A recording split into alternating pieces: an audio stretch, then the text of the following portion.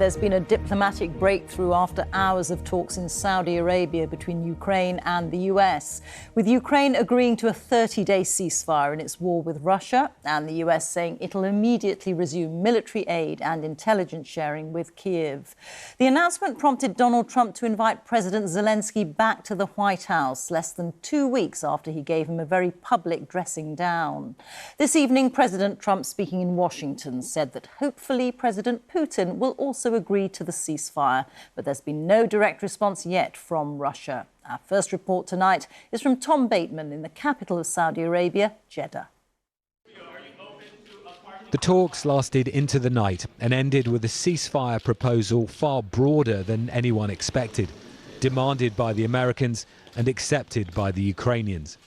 But agreeing a truce plan with only one side won't stop a war. Today we made an offer that the Ukrainians have accepted, which is to enter into a ceasefire and into immediate negotiations to end this conflict in a way that's enduring and sustainable and accounts for their interests, their security, their ability to prosper as a nation.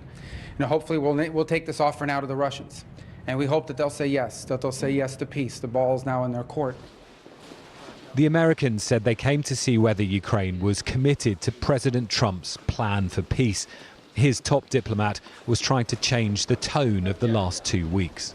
Mr. Rubio, your expectations for the meeting today? It'll be good, he says, giving me a thumbs up. The Ukrainians gathered, badly needing an end to Mr. Trump's freeze on military support, a move the US said was meant to compel them to the table.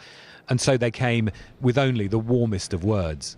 And we're very open, and we want to have very constructive, deep, friend, partners conversation with our American partners. And then a glimpse of the highest level meeting since ties between these once inseparable friends descended into acrimony. And the moment to see if a broken alliance could be fixed. Tonight, Mr. Zelensky said he welcomed the US truce plan. The American side understands our arguments, perceives our proposals, and I want to thank President Trump for the constructive conversation between our teams. No, in this entire meeting, have you said thank you? That's a thank you the Trump team had angrily demanded in the Oval Office, even though the Ukrainian leader has expressed thanks to the US dozens of times. But the reprieve for this relationship is critical to his country. He was in Saudi Arabia, but not at the talks, in which the US has announced it will immediately reinstate its weapons supply and intelligence sharing with Ukraine. Ukraine, ceasefire. Ukraine, ceasefire. Just agreed to a little while ago. Now we have to go to Russia and hopefully President Putin will agree to that also, and we can get this show on the road. The talks at this table lasted more than 8 hours. This is where they arrived at the proposal for an immediate ceasefire. But many in Europe have been deeply concerned about that, about the idea of moving to a quick truce without first negotiating the mechanism to enforce it. The talks here have grabbed the focus, even as the 3-year war they seek to end intensifies. Mr. Trump's officials will take his plan next to Moscow. A president who wants an immediate ceasefire, but on whose terms? Tom Bateman, BBC News, Jeddah. Let's go straight to Kyiv and to our correspondent James Waterhouse. And James, what does this agreement mean for Ukraine?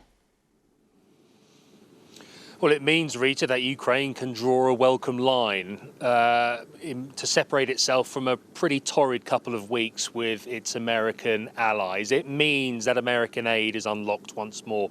It means that it can continue to defend against Russia's full-scale invasion with the weight of America behind it. That's not to say it solves all of Ukraine's problems. Things are going from bad to worse on some parts of the front line. But, you know, hearing some of the Ukrainian negotiators there, they talked about speaking to partners once more. You heard Marco Rubio talk about the security of the Ukrainian people being central to this deal. And I think now, for the first time since Donald Trump has taken office, we seemingly have an America in Ukraine's corner.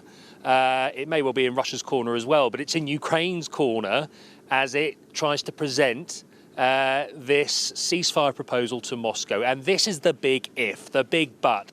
What will happen when Vladimir Putin is presented with this idea? Will he go for it? If he doesn't, this ceasefire proposal falls down. But crucially, with America seemingly aligning with Kyiv for the first time, for the Ukraine, that is something. James, thank you. James Waterhouse reporting there. Well, President Trump says that he's likely to speak to President Putin this week. And Russia's foreign ministry said tonight that they didn't rule out contact with US representatives. But just hours before the talks in Jeddah took place, Russia was dealing with Ukraine's largest drone attack, including on Moscow, since the beginning of the war. 3 people were killed and 20 injured, including a child. Here's Steve Rosenberg. Just hours before Ukraine backed a ceasefire, it launched a massive drone attack on Russia, the largest the Moscow region had ever seen.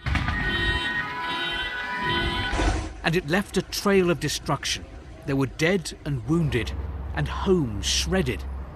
Russia has been pounding Ukraine constantly. But last night, here, it was on the defense. In the south of Moscow, we saw this block of flats that had been struck by a drone. All day long, people stopped and stared, as if they couldn't believe that war had come to their neighborhood. How can this happen in Moscow? Tatiana says. It's outrageous. Don't we have air defenses? Don't they work? But how to respond?